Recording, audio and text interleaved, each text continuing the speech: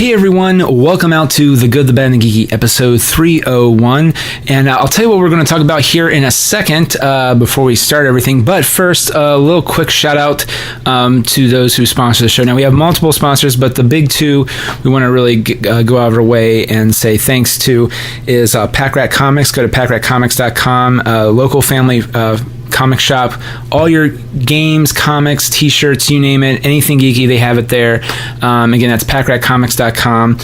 They're also the home of The Good, the Bad, and the Geeky Live, which our next show is August 20th and then October 8th and September 3rd. Those shows start at 7 p.m., so come on out. And also a big shout out to Audible. Go to audibletrial.com/goodbadgeeky. Over 200,000 titles to choose from, and you get an audiobook out of that as well. And if you don't like it, that's okay as well, because you know what? You get to keep the book, so you can just kind of nibble on it a little bit. Like if you're like me, you listen to podcasts and your audiobooks while you drive. It's a great way to just plow through books. Matter of fact, my favorite book from them is Steve Martin, Born Standing Up, which is fantastic because he's always kind of said, hey, I'm never going to perform this stuff again, and then he actually reperforms some of his own stuff. So it's really cool. Now, we have some other sponsors too, but check out our show notes on gbgpodcast.com for more information. And also, just an FYI, leave us a review on iTunes. That helps us. Or if you just want to email us, goodbadgeeky@gmail.com, or tweet us, goodbadgeeky is the username. All right, we have a special guest with us today. He's one of my co-stars on the It's All Been Done Radio Hour, which you can find at itsallbeendonradiohour.com. And he is also, am I saying this right? Static Copy Island. That's correct. Yeah. Which they have 2 videos on their YouTube channel right now that are absolutely phenomenal. Thank you. One of them, I remember the name of, it's called Loser, right? That's right. Right, and it's really funny. Matter of fact, I'll post it in the show notes just in case out there, even though we might not mention it on the show, because we're going to talk about Ghostbusters. That's right. The new movie starring Melissa McCarthy, Kristen Wiig, Kate McKinnon, Leslie Jones, Chris Hemsworth, Neil Casey, and directed by Paul Feig. And just FYI, when we do It's All Been Done, one of the great things is you play Lieutenant Commander Meow Meow, and I'm Captain Kake. And what's always really fun is we will usually... I think I'm the worst contender really anymore these days. Is you and I will sit there and just kind of joke around with stuff for the show, or just talk about all kinds of fun stuff. And I remember we talked about Ghostbusters for a long time. That's right. Amongst other things, but the Ghostbusters always kind of prevent. We always talk about it a lot. So we're going to talk about it here in just a second. But anything? Would you like to officially plug anything else while you're at it, or like maybe the website, or what words do you search for in YouTube to find Static Copy Island? Yeah. So as of right now, just go to YouTube, search Static Copy Island, 3 separate words, and our logo's like a blue kind of a palm tree silhouette. Yes. Unfortunately, as I found out, you need 100 subscribers to change your URL. So if you're listening, go there, and even if you don't like it, please subscribe to us, and that'll help us. But you will not regret it if you do, because the 2 videos you guys have on there, you and your partner Cody, are phenomenal. Well, thank you. Phenomenal. They're really funny. Loser in particular. I'm not gonna lie. I feel this is a horrible confession to make on the show. I didn't see the first one. Like I remember, I saw it. I think I posted it on my own timeline on Facebook, kind of as a reminder. Watch this. I never watched it, and so I subscribed. To your thing. Thank you for that. You're welcome. And I subscribed, and I'll have a link to the show notes on how you can subscribe, listeners. But I then went back and watched it, and it was really funny. I was like, oh, this is so great. Yeah. So check out Shane and Cody's YouTube channel, Static Copy Island. Search those keywords, spoiler alert, Static Copy Island. Subscribe. If you want to know how subscribing, you're lazy like me, just check out our show notes at gbgpodcast.com. All right, so we're going to talk about... Yes. I was just going to say, before we dive into it... Yes. We are going to be talking about the movie, so there will be spoilers. Yes, that's a good point. So, if you haven't seen the movie yet, maybe wait until you see the movie to listen to it. Or if you don't care about spoilers, then... Some people gonna die. We are going to... Yes. With a movie with ghosts, some people gonna die. Actually, but anyway. Here's the theme song, episode 301 of The Good, the Bad, and the Geeky.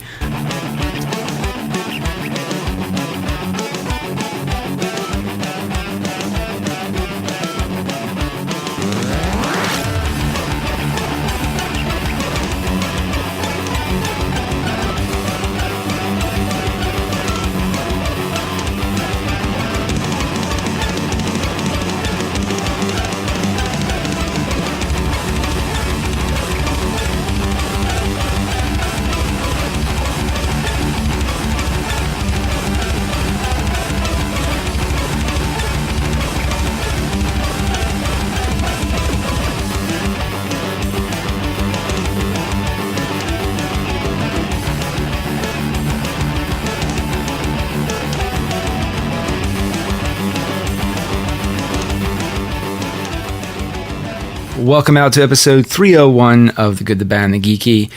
And today's episode it's a few weeks late by the time this goes up, but Ghostbusters has been out by this point for a few weeks. Don't know if it's officially a hit yet or not. For those who don't know, it's not allowed to be released in China because apparently ghosts are bad there, and you can't. And that's a big thing. Apparently, Warcraft 2 is probably going to come out, but I see no need for it to come out. But apparently, it was a huge hit in China, which that's a big deal. Is there? And yeah, so yeah. But Shane is going to talk to me about. Or with me about it. You're not going to just tell me I'm just about it. going to talk at you. You're going to talk at me. You stop talking and I'll just say everything. Just nod. Just nod and smile. Yeah. Nod and smile. Perfect and then for a podcast. There you go. Yeah. Which is funny because if you listen to some episodes where it's just me, that's exactly what it feels like. Man. But no, so I saw it not the day it opened, but the day after it opened, like Friday morning. Yeah, I saw it Sunday, the Sunday that it opened. And just to throw out there for those who might be living under a rock, this movie had a lot of vile towards it. Yes. So it was an all-female. Well, the four leading were females, which obviously just drew a lot of ire on the internet, yes. Which unfairly so. There's the whole thing about you're ruining my childhood kind of a thing. Like, okay, let's, I'm against certain remakes. I don't think you should remake things with CGI in particular. That's more of a sticking point for me. One of the reasons I loved the original Ghostbusters so much was because they used practical effects, which, to be fair, was, kind of the only thing they had at the time. But I still think the effects hold up pretty well when you go back and watch it. But I will say that I was surprised and pleasantly so after seeing the CGI in this movie. It was really good. Now, did you see 3D? Did you see it in 3D? I did not see it in 3D. I generally like to see it in 2D. Usually big movies, if they have IMAX, which if you in our area of Columbus, Ohio, Ultra Screen is not officially IMAX branded, but sometimes that will be the alternative where they will actually, even though it might be actually in IMAX 3D, the Ultra Screen where there's a better deal, it's cheaper. Right. We'll get the surround sound version of it, but every once in a while they'll still do 3D. We saw Ghostbusters in 3D, and I usually don't. Like, it's just the spectacle of it. I've kind of given up. You know what I mean? I've given up the fight. It's kind of, they won. I'll gladly, whatever. There was a few moments that the 3D was actually okay. I could think back. Gimmicky. There's a couple times where stuff comes at the screen. Yeah, and I was not expecting it to be. And it's when I realized too that when we saw it, they had the black bars, so it did make it come out like stuff was coming at you.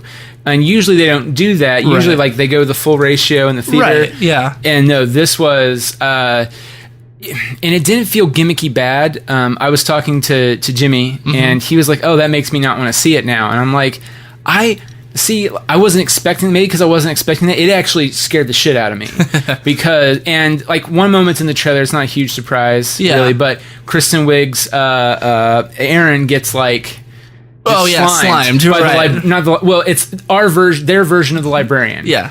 The first ghost in the movie, yeah. Right. And I was expecting her getting slimed, but then when like it came out, like it literally scared the shit out of me. Even in the 2D movie, there were a lot of people that jumped too. Well, by the way, there was a decent amount of good scares in that movie too. I was not expecting. Yeah. And I will say they managed to do more jump scares than most modern horror movies do. Yes. Because they didn't telegraph it with a music cue. Like, here's some violins, Right.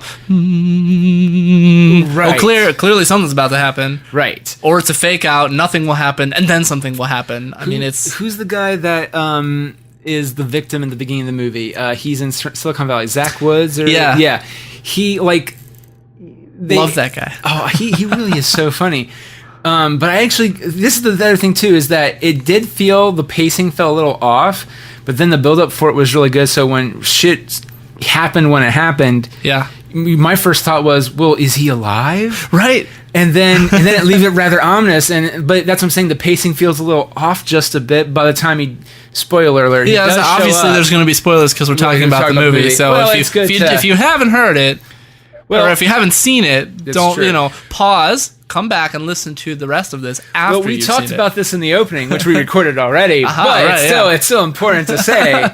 But no, I mean, I just remember like that freaking me out. And then the whole thing with that Bagley Jr., there was that, is he a ghost? Because he's been dead for 15 years. Like, oh no, that's his son. Oh, okay. I will say there were a lot of really good jokes in the movie, which, I know there were some of the criticisms other than the misogyny. We'll just push that aside because it's stupid and we shouldn't even acknowledge it past this point. I know, but well, okay, now just because I have on this show publicly said before, I was not looking forward to this movie. Sure. So I think we should address it once and then let it be done. But you have a different reason because you have a special place in your heart for the original Ghostbusters, and it.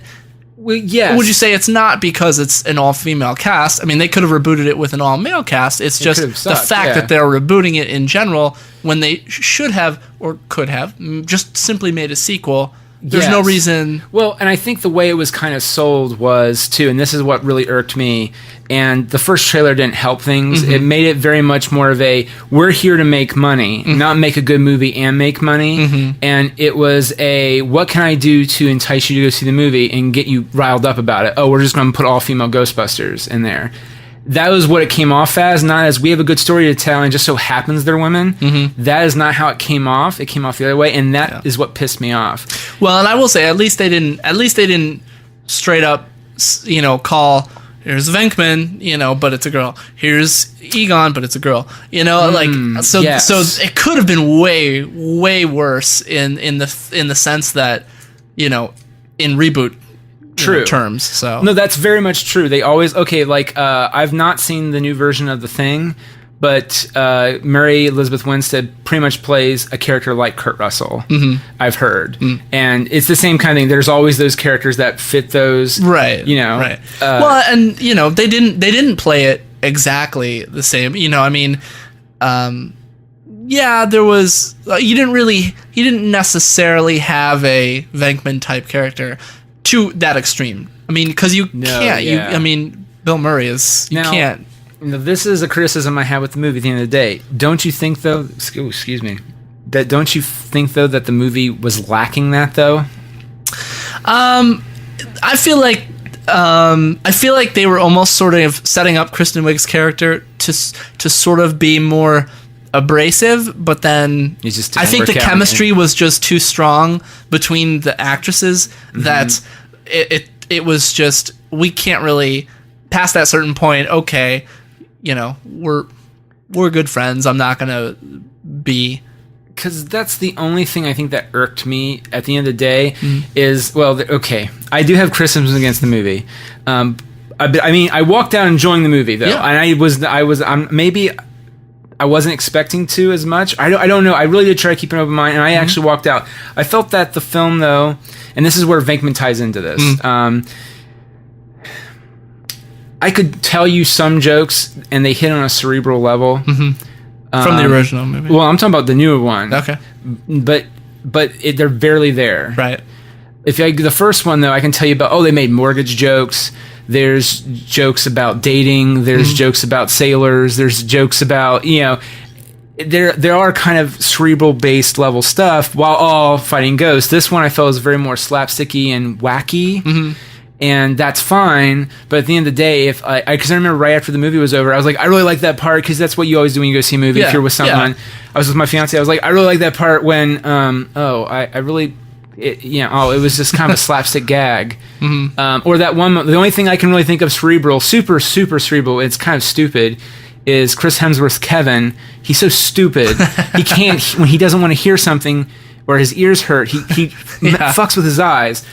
so bizarre. And part of that is just for, and I mean, as a filmmaker, wannabe guy, or the guy who studies that shit, the reason why is the glare was on the glasses, and they took the glasses off and they made a joke about it. Yeah. That cracks me up on so many levels. But like, take that away from it, and you just have a really stupid guy. Really stupid character. Yeah, but they don't.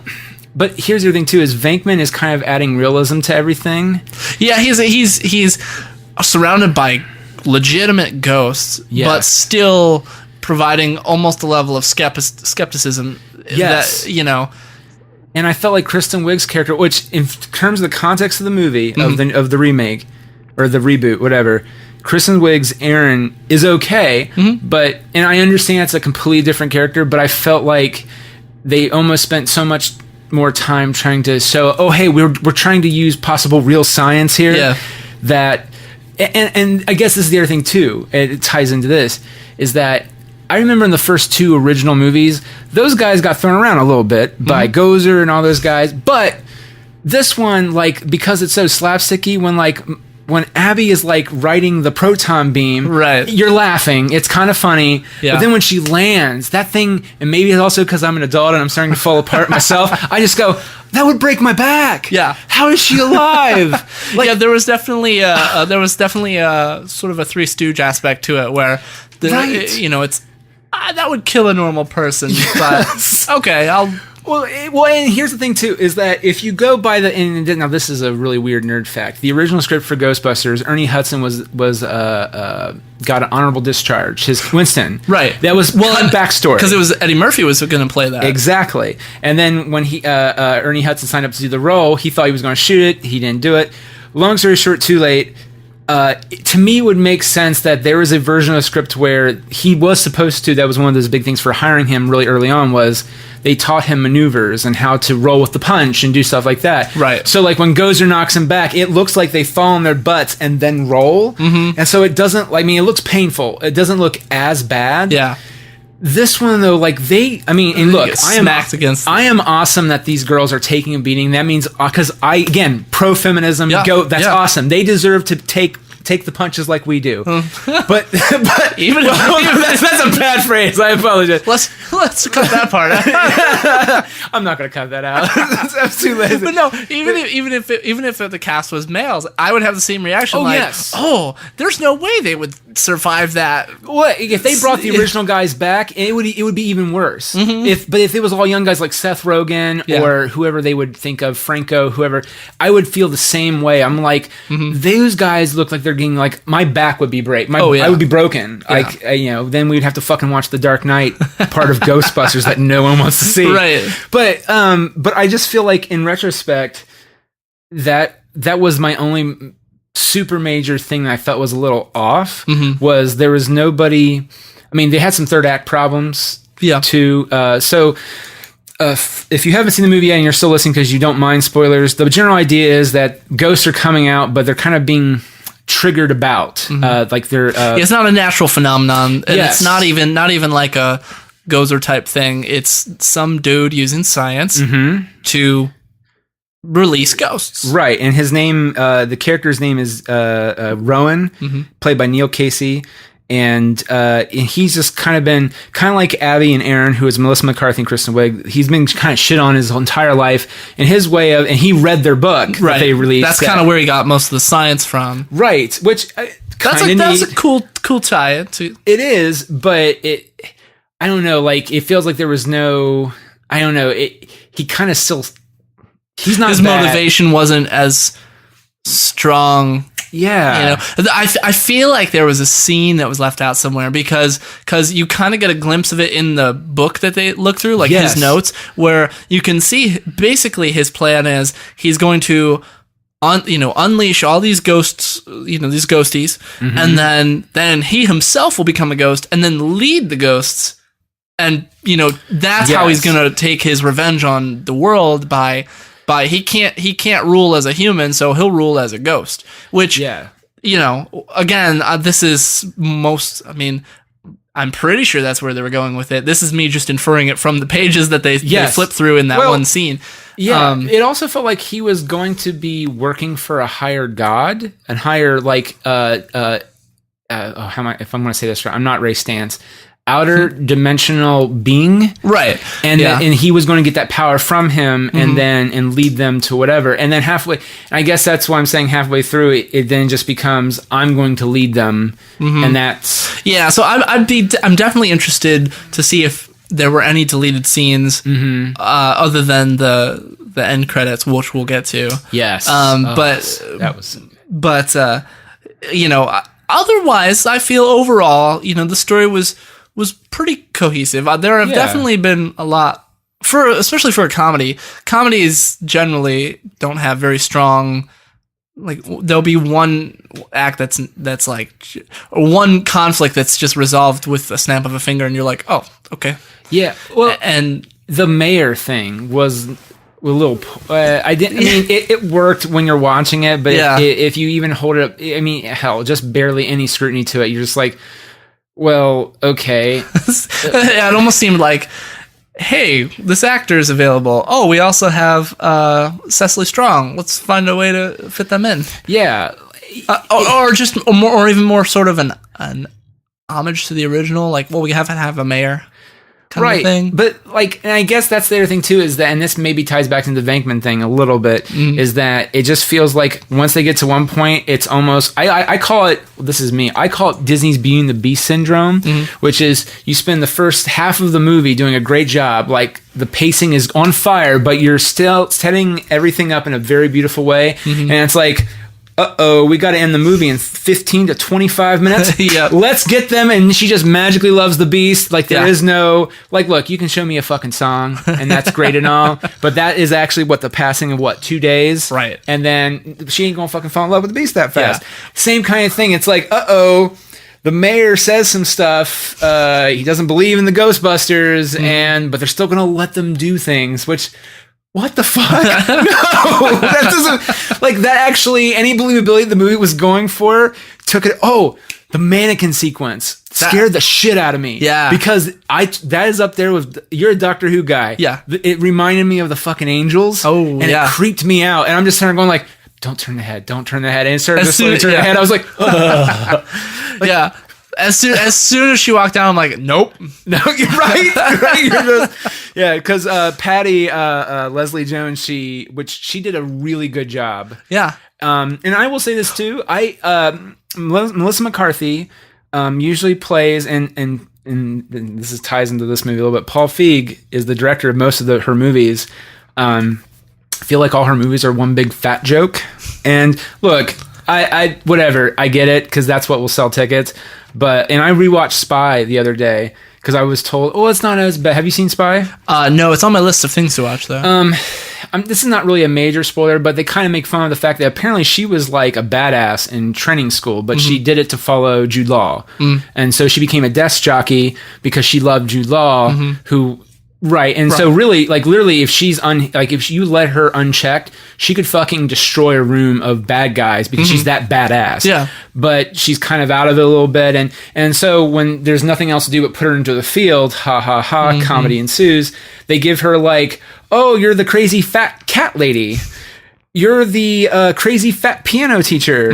Ha.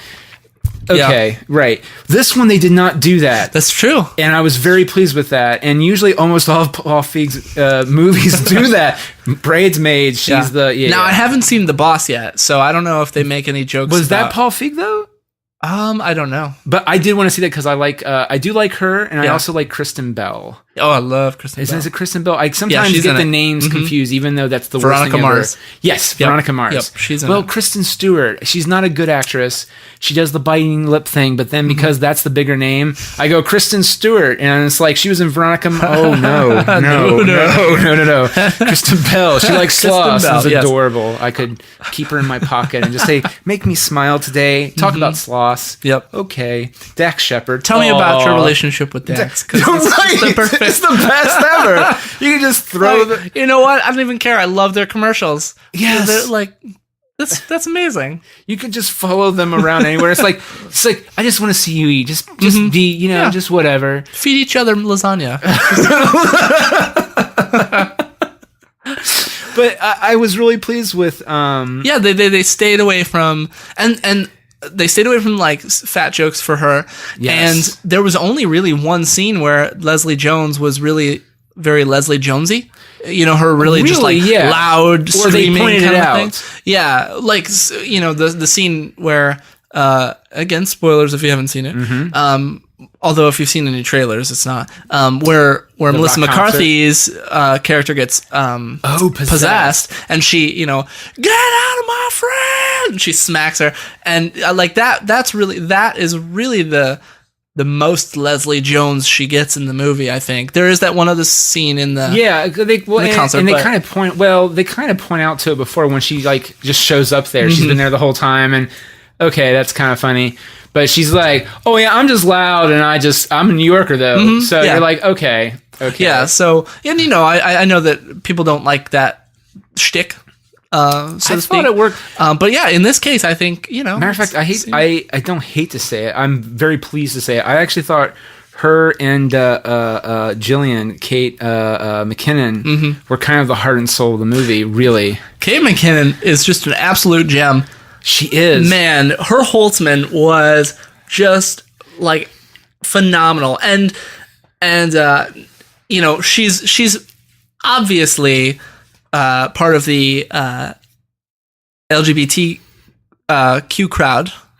Okay, I did not know that. Okay. I certainly got that. Now, maybe I'm just projecting. Oh, you mean her character? Or the actress? I thought you meant the actress. Well, the actress, she's a lesbian in real life. Oh, I did not know that. Okay. Yeah. Well, okay. So maybe just knowing that, I was projecting that onto her character. Sure. But it definitely seemed like she was flirting with Kristen Wiig's character. Yes. Okay. And so, but I think they weren't necessarily allowed to say it because I think, like you said, China's very restrictive on things like that.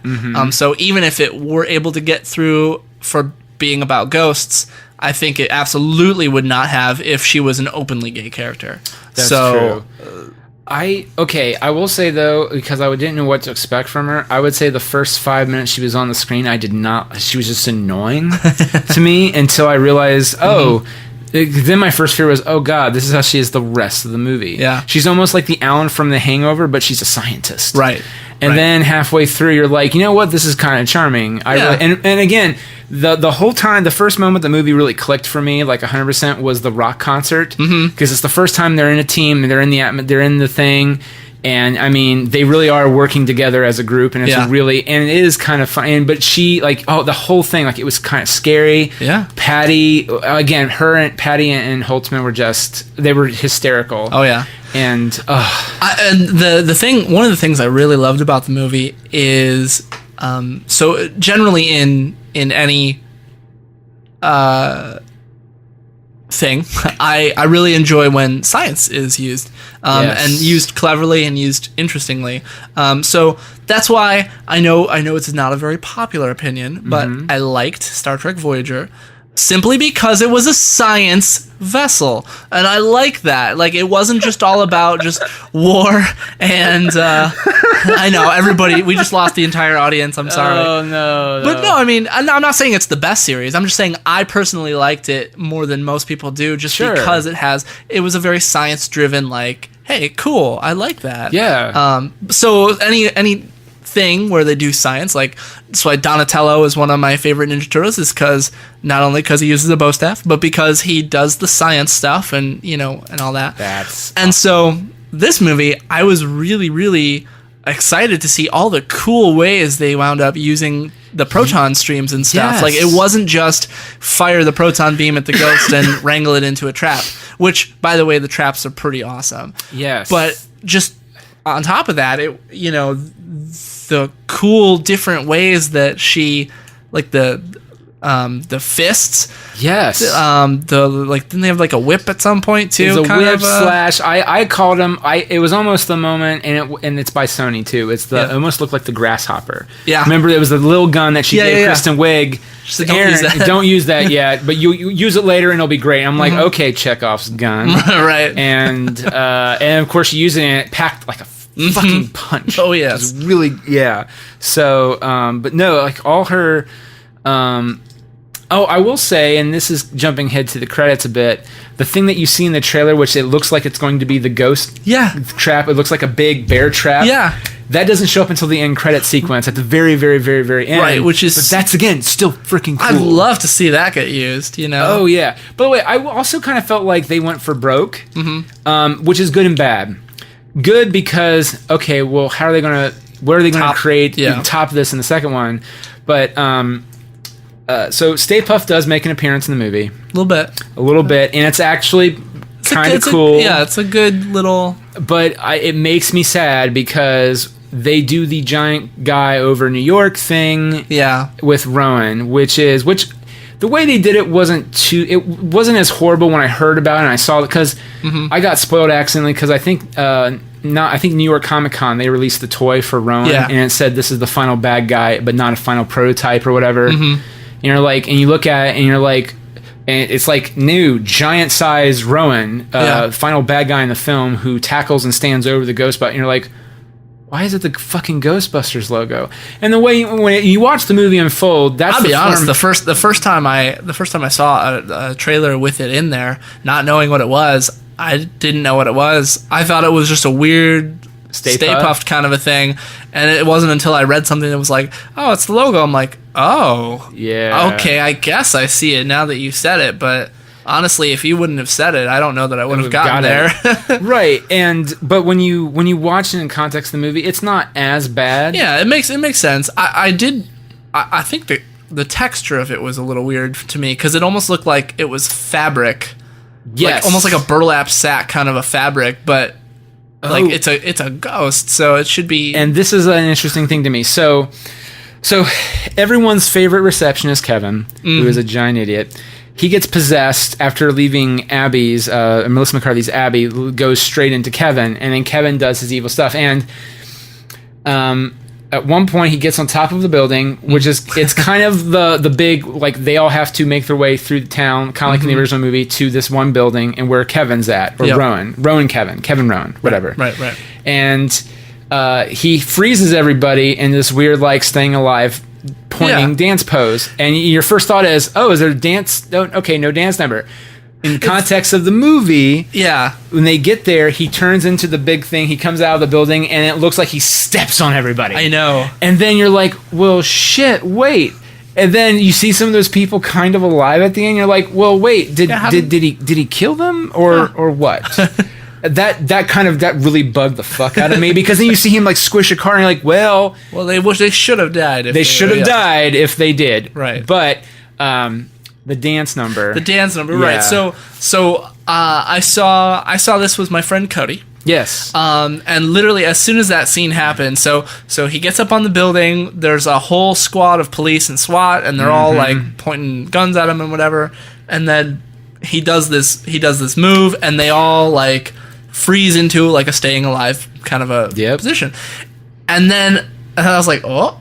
And then it sort of cuts away. I'm like, okay, well, clearly they cut out some big sequence. And you get to see it. There's a dance number, and you get to see it. He's sort of controlling them, and then he does moves, and then they dance, and you can kind of see Rowan having fun with Kevin, and really you just see Chris Hemsworth fucking hamming it up beautifully. Oh yeah. Also, who's the dude from The Wire? He was in Community. He was also in Boardwalk Empire. He has the scar on his face. I think he played Omar. Oh, yeah. He is in Ghostbusters. And what's really tragically sad, him and Matt Walsh, I can't remember the actor's name, but him and Matt Walsh are like the goons to the mayor. Right. And they're one of the ones that are in the front of the building.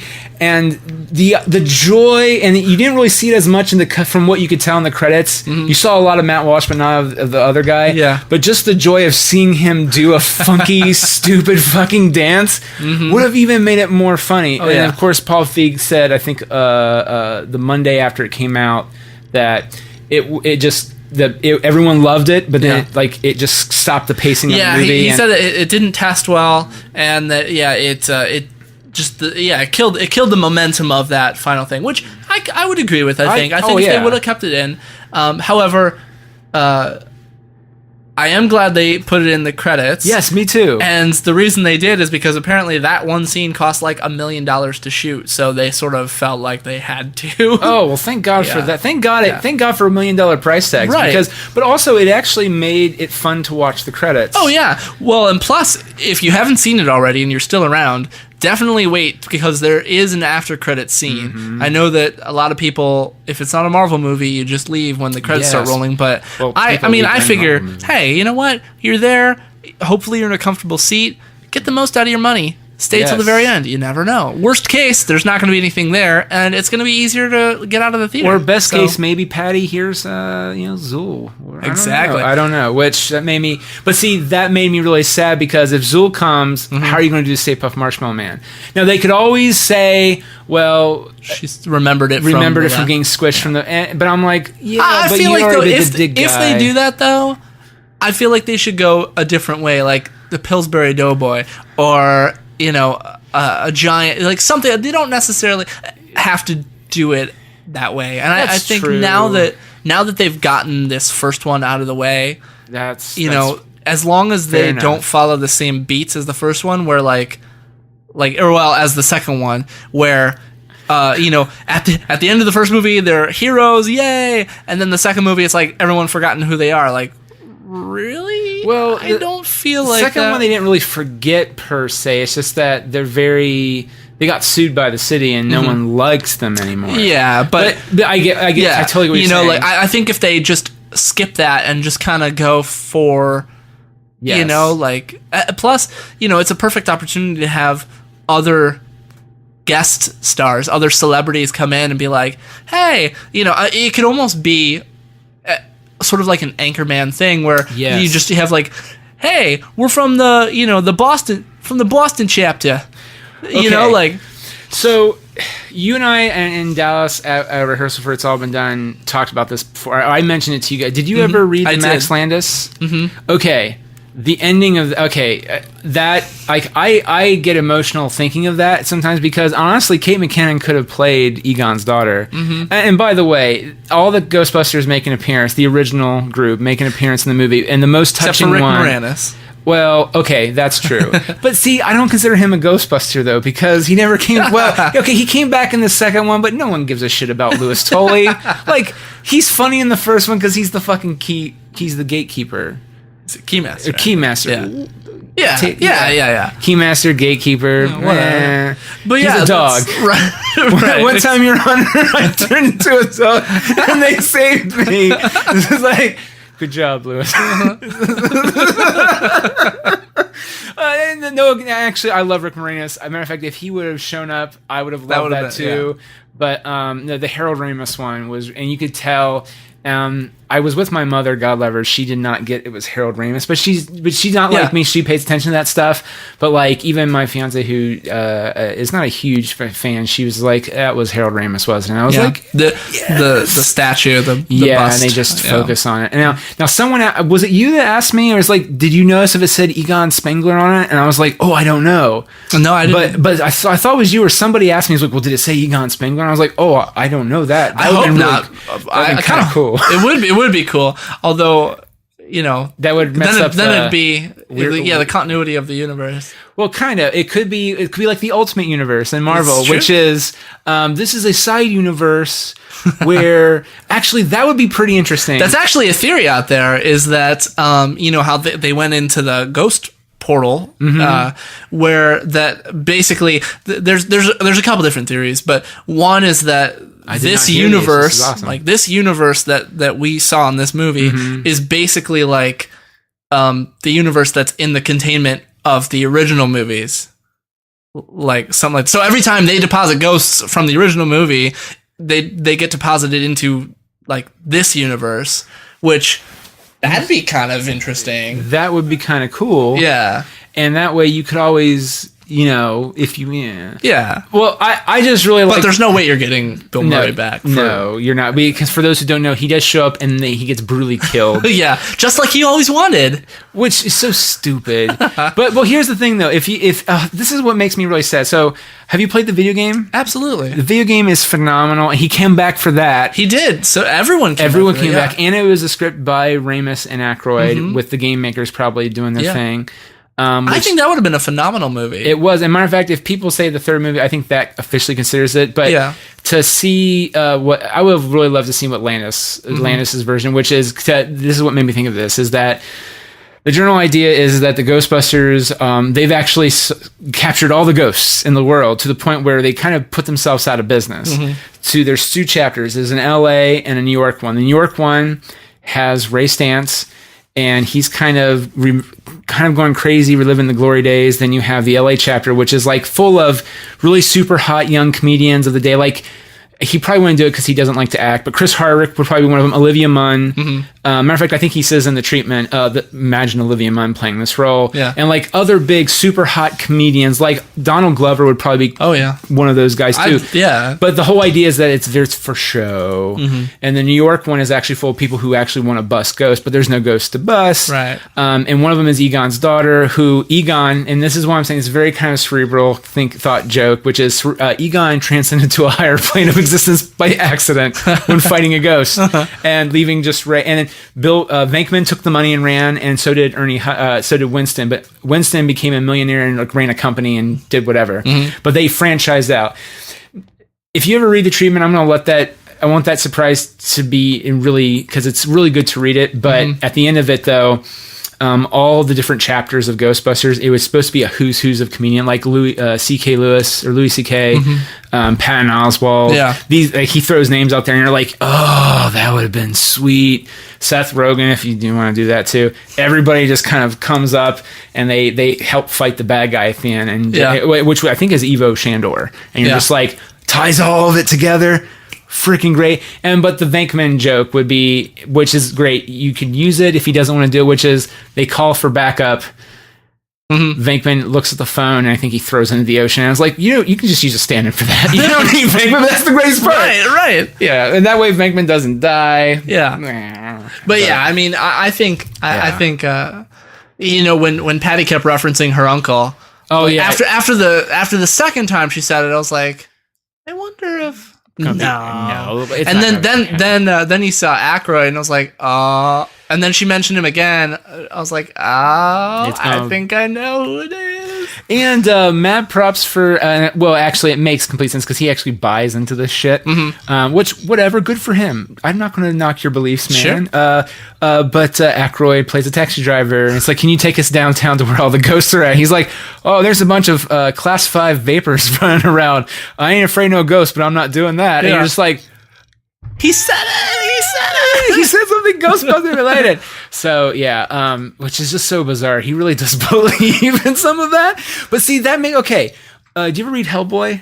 No, or read of it? The movie, yeah. Mike Magnolia, if I'm saying that right, he actually did research into like, I pronounce it Cthulhu. I heard other people pronounce it differently, but Cthulhu and those old elder gods and all that. But I'm just like, who fucking writes books on this shit? Yeah. Because some people they're writing it kind of like Tobin Spirit Guide kind of thing. Right. But I'm just but him and Belushi, I think, did a bunch of mushrooms, LSD and acid, and just drove around the country, and they wrote Blues Brothers and the original Ghostbusters. It's like a 3,000 page script or something like that. It's bizarre, but that's what those movies are based after. But I don't know. Aykroyd, I've heard, found some of this stuff, and I don't know. It's truly bizarre. Yeah, it's awesome though. But I love it. Well, as a writer though, part of me was like, I like to see some of that, just so I can be like, what the fuck are you referencing? Let me see what things. Why did you have to cut out? Because well, okay, here's the other thing too. If you get vodka from an alien crystal skull, but how do you have so many of them to sell? Like, that bothers me so much. Because supposedly it's from a real alien crystal or alien skull, which is made of crystal. And you're like, No. No. But he believes in that stuff. Right. It's bizarre to me. But so. Yeah, I mean, I think it is a good movie. Yes, it's a very good movie. I think it's definitely worth. I generally don't there are some movies where I will say just wait until it comes out on DVD or wait till it's on Netflix. If it's that. Yeah. This one I would say Wolf Cop is a good example. I would say this one, it's worth going to see in theaters. Maybe don't spend $15 on like the fair enough. The IMAX. Super extra whatever. Sure. Or do. I mean, if you want to get the most out of it, if you're already spending, what is it now, $12 to see the movie, what's another $3? I wouldn't mind going to go see it again, to be honest with you, in theaters. And I wouldn't mind actually see it in 3D again, maybe even the IMAX version, because I saw in like the Ultra screen with the IMAX 3D. I mean, I just saw normal 3D. But which I wasn't expecting to say that, which, that's good. Yeah. And granted, I also saw, that's the other thing too. I saw a matinee, so it was like, I think $8 plus whatever the Stubbs card. Now, I will say they have already basically confirmed that there is going to be a sequel. They haven't officially said it, but I think they've all sort of hinted and said like, hey, do you think there's going to be a sequel? And they're like, I don't know. Well, and the studio executive is like, well, it's not giving the numbers we really wanted, but I think it's pretty safe to say there's going to be a sequel. And I'm like, okay. I know, which I'm happy. I honestly, I think, now, because I'm not against sequels. Yeah. But, you gotta, it's just like a pilot on a TV show. The pilot, you gotta watch the second episode because, first of all, the pilot's almost always tonally different. Oftentimes it's tonally different than the rest of the show. And two, in the pilot, you got to do a lot of setup. You got to introduce your characters. You got to introduce their relationships. You got to introduce like their personalities. And then in the second episode, you can just dive into the story. So like in like sequels, you can please spend the time to build up your villain. Right. Thor. Whoa. Thor 2. Well, Thor 2 was we're getting off topic, but a little bit, but I feel like the second Thor movie, the villain was just very like, why? Well, no. What do you? I don't really. What's your? But I guess okay. Now, throwing Avengers: Age of Ultron in there. Because this is an interesting thing. So I didn't mind. Thor was okay. Mm-hmm. I didn't love Thor. You could tell like they didn't have a lot of money to do it as compared to like maybe some of the other films. Because again, they were still working their way up the pole. Right. They knew they were doing Avengers, and that's probably what they were going to do everything at, and they did really. But honestly, Thor, if anything, was a very good prologue. Oh yeah. For the Avengers, and by the time you see Avengers, Loki's badass. Yeah. Like he's a bad guy, he's badass. And so honestly, Thor 2 though, I really didn't think it was as much as the villain as it was Jane, and then also Loki. That weird relationship, they kind of delved into that. You're right, the bad guy he's just kind of there and goes, I'm here to blow shit up, and which is a bummer because he was the Doctor. So I wanted him to, anytime any former Doctor is anything, I'm like, yeah. So that's, it's partly why I love Jessica Jones so much. Well, I mean, other than it's a really freaking awesome show. Well, that's the thing that bugged me out about Age of Ultron, I guess, is the thing that really just irked me the fuck out was you have James Spader fucking chewing scenery as Ultron, and he's the best part of that movie, and it's Joss Whedon dialogue too, so it's just like, it's like a 1-2 punch. Oh, yeah. But you kind of feel like there should have been more. You kind of wish that you would have had one more movie before this is what it came into. Like, I would have loved it if they didn't kill him off at the end. And granted, they didn't. They left it very open because, again, he kills him, but you leave it open that Vision could have had some humanity and let Ultron survive. Right. We don't know because it's his dad. Basically, him and Thor are mommy and daddy. One looks like a girl, one doesn't. Thor's the dad. No, I'm kidding. What kind of weird mom do you have? Well, he can recalibrate his parts around. That's true. Ultron can. That's and, yeah. The thing about being omnipotent, you can just do whatever you want. No, but that just kind of irked me that a lot of people, if they hated the Ultron, they bitched about the villain or Ultron. I'm like, I thought Ultron was a good villain. It's just he didn't have a lot of time. Like in Avengers, you're like, you kind of spent right now you spent 4 hours with Loki. You know enough of his motivations to know what's going on. Right. He's a spoiled little brat of a kid who just is upset that someone else got his way, and he's just going to take the world down. I don't know. Yeah. Sorry, but that's fascinating that you would. Yeah. So I hope that in the sequel that now that we know all the characters that we get a little more time just to discover the villain, learn about whoever it winds up being, or whatever it winds up being, because it might not be a person. I would like to see, what they could do? They could bring one of the original real Ghostbuster villains out because they've never seen the light of day in the movie version. I'll tell you what. It's like Sandman I was gonna say let's assume that the second one is Zool and Gozer. Okay, sure, that'd be fine. I'd be okay with that. If they do that though, the third one has to be the Boogeyman. Absolutely has to be the Boogeyman from the cartoon. Yes, the Boogeyman. Oh, so terrifying. Well, that's what I'm saying. Or build up to Gozer. Yeah, that's what I would. Now, begin. My right of mind would be like you build up to Gozer because that's what everybody, really loves is Gozer. Yeah, but because I'm sorry, what's his name? Vigo was okay. Again, the build up original. The build up to Vigo was really good, but then the final battle was, we gotta cross the streams. Okay, another little complaint. Sorry. About the Ghostbusters movie, the new one. So I'm fine with you're not gonna cross the streams. Yeah. But when you say shit that's technically saying we're gonna cross the streams, shut the fuck up. They didn't say don't cross the streams. No, though. but they said that it would cause the same. Whatever they were going to do was going to cause the same type of thing that happened at the end of the first movie, which is a total proton reversal. So there's a big portal that opens up, and they need to close it. And I think it's Abby who says it, and you're like, okay, okay, really. Just at that point, it's just like commit to saying cross the fucking streams. But see, they didn't. They exploded the tank on the top of the car. They did, and I don't know. I feel like it's just like you go all out away from it, or you just go fully commit. I'll say the one thing that did bother me the most, and it's a really dumb thing, and I have no explanation on why it bothered me so much. There was a female Slimer. I'm okay. That did bug me. I'm okay that Slimer was in the movie. Like, okay, cool. I sort of expected it.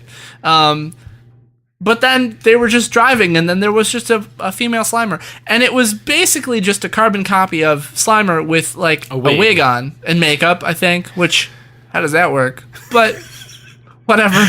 By that point in the movie, you're like, why not? Well, I was really excited to see Slimer because, matter of fact, there was a part of me that really felt like it was like a almost a nod to the real Ghostbusters. Yeah. Because he was almost talking, but not really. Yeah. But and then he drove the car. He drove the car, which is like really cool. The only way it could have gotten better if he was a bus driver. Oh, right, which is from the second one. Right. But no, you're right. That I was not a fan of that. Yeah. But again, it didn't really take anything out of the movie at the end of the day. But no, you're 100% right. Yeah, that was not. But again, like overall, I would say I'm happy with the movie. There were a couple things that were just sort of like, but then just that one thing was just sort of like, I don't like this. Yeah, but no, overall, I would say go see it. Yes. And hope that wait for the second one. Yeah, because I think it's going to be good. And let us know your thoughts. Email us at goodbadgeeky@gmail.com or tweet me at goodbadgeeky or hell, Instagram me a picture and tag me in it. Sure, why not? Goodbadgeeky.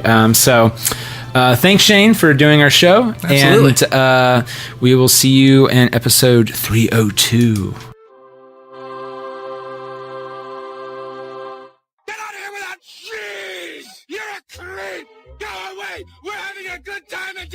donut, jeepers! Go have some coffee with cream or something, because I'll tell you something. This is a happy place.